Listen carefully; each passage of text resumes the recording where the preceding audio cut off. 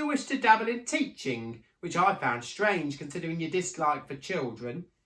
Is your daughter still locked away in that school?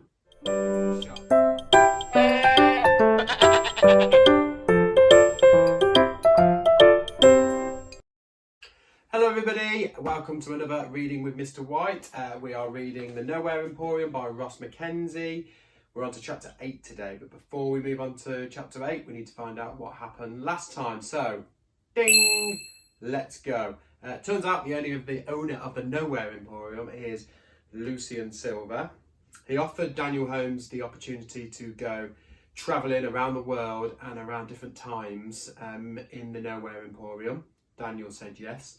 Off they went. Opening nights somewhere in the world. And Daniel realised that when the customers were coming in, they were giving up a little bit of their imagination for their dreams to come true, but they couldn't remember anything about it when they left. He thought that was a little bit strange, started to get a bit worried that they were giving up their imagination without them knowing, but Lucian offered him the chance to leave and to kind of forget about it, but Daniel decided he had nothing else to live for. He has got no family, lives in a children's home. He was going to stick with it, and that is pretty much where we left it. So we're on to chapter 8 today, which is a new project. You ready? Let's go. Edinburgh, January 1883. The carriage pulled up outside a row of townhouses, wheels skidding on the snow-packed street. Steam rose from two slick black horses as the coachman leapt from his seat and opened the carriage door. A pair of passengers stepped down onto the frozen ground. First was Vindictus Sharp. His striking blue eyes and neat silver hair and goatee flashed in the light of the snow-white city as he glanced around the familiar skyline running up the slope of the old town to Edinburgh Castle. Close on Sharp's heels was a young man, perhaps 15 years of age. He was short and slight, dressed in a dusty grey pinstripe suit, messy waves of hair falling over a face halfway to becoming handsome. Vindictus Sharp paid the coachman without tipping him and led his young companion up a slippery stone staircase. He rapped 3 times on the townhouse door with the silver handle of his cane. The door opened almost immediately. "How may I help you?" said the butler of the house. "We are here to see Miss Birdy Sandford," said Sharp. "She is not expecting us, but I am sure she will not turn down the opportunity to catch up with an old friend." The butler looked at the pair for a moment. "Who should I say is calling?" "Vindictus Sharp. She will recognise the name. We shared the stage together for a while." The butler nodded. "Very well. Please wait here." The door closed. A light flurry of snow began to fall. Man and boy stood in silence. A few moments later, the door was opened by a tiny old woman with a beehive of silver hair. Her eyes, magnified by thick lenses, looked Sharp up and down. "Vindictus Sharp? What's it been? 20 years? My God, you haven't aged a day!" Sharp bowed his head. "Neither have you, Birdy." "I thought you were a better liar than that," she said, with a dismissive wave. "Come in out of the snow."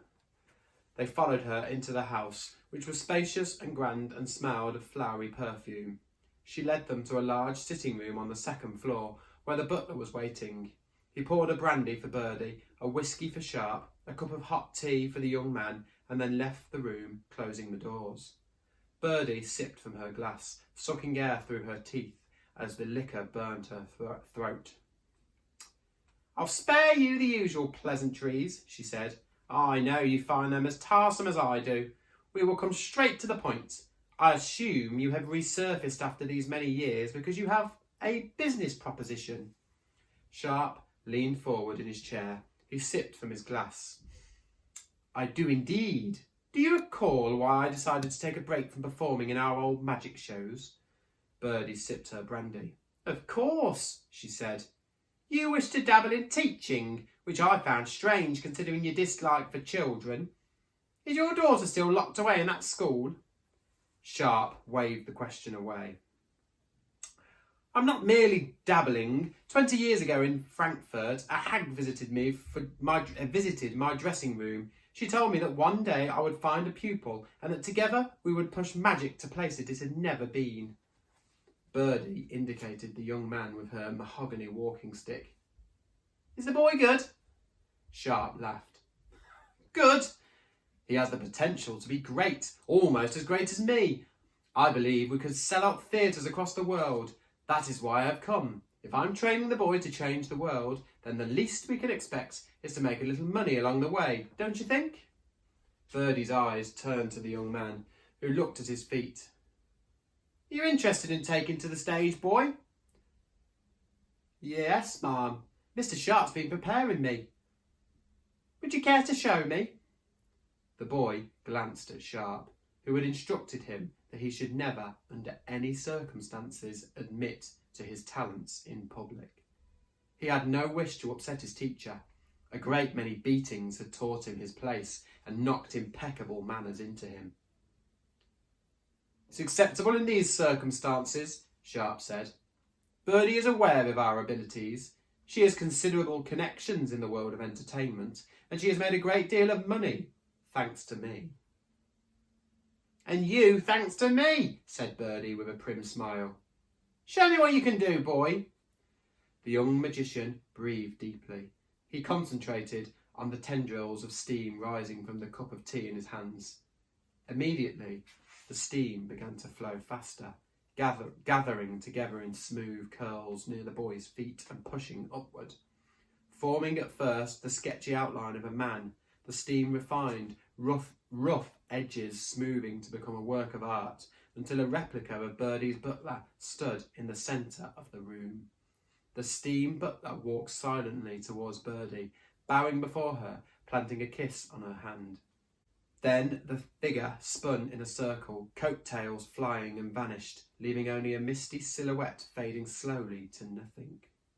Birdy stared at the air where the steam had been, her mouth opened.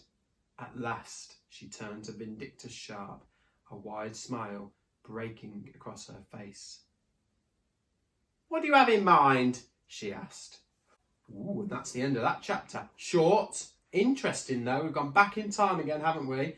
We've met back up with Vindictus Sharp and the boy that he got from that home. It seems like he's been training him up to do some kind of magic. And then the boy did all this magic with the steam from his cup of tea. Very, very strange. Let me know what you think is going to happen next in the comments below. Don't forget to get parents to subscribe. Next chapter, chapter 9, is the Book of Wonders. I'll see you next time. Wonder what's going to happen.